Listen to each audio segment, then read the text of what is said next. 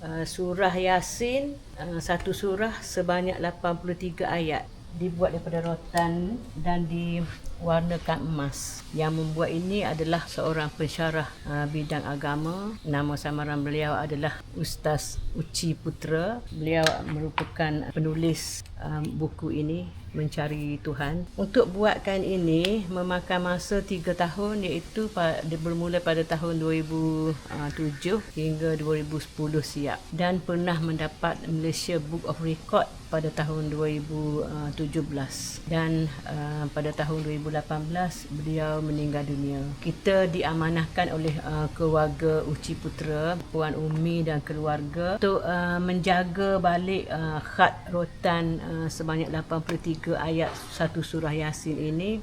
Beliau menyerahkan kepada Min House Camp untuk menjaganya masa kita menerima, iaitu pada akhir tahun 2023, boleh dikatakan 80% rosak. Kita betulkan balik papan latar ini, ganti baru, cat balik, dan juga khat ini kita 80% tu kita dah betulkan balik. Sekarang ni sudah 100% siap lah, dan merupakan satu tarikan kepada pengunjung-pengunjung Umi, anak-anak Uci Putra dan keluarga mereka selalu datang ke sinilah untuk melihat hasil nukilan Allahyarham Uci Putra. Mereka ini amat berterima kasih lah sebab kita telah membetulkan banyak yang rosak. Yang membantu membaiki ini adalah daripada komuniti juga, iaitu daripada pelajar-pelajar latihan industri Universiti Malaysia Kelantan,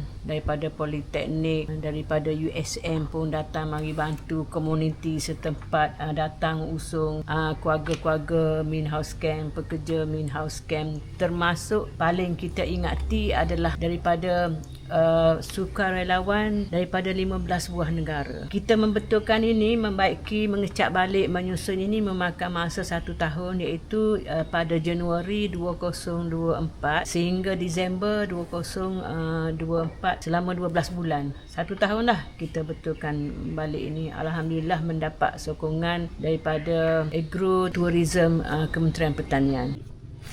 Seperti sebut tadi, surah Yasin 83 ayat, panjang khat adalah 588 kaki. Tarikh mula projek Julai 2007 dan siap pada Mei 2010, hampir 3 tahun. Jumlah rotan yang diguna adalah 690 meter, dan papan lapis yang digunakan adalah sebanyak 147 keping. Paku yang diguna adalah 200,288 batang, dan cat kilat hitam sebanyak 10 liter. Cat air emas 2 liter. Ya, terima kasih banyak-banyak. Assalamualaikum warahmatullahi wabarakatuh.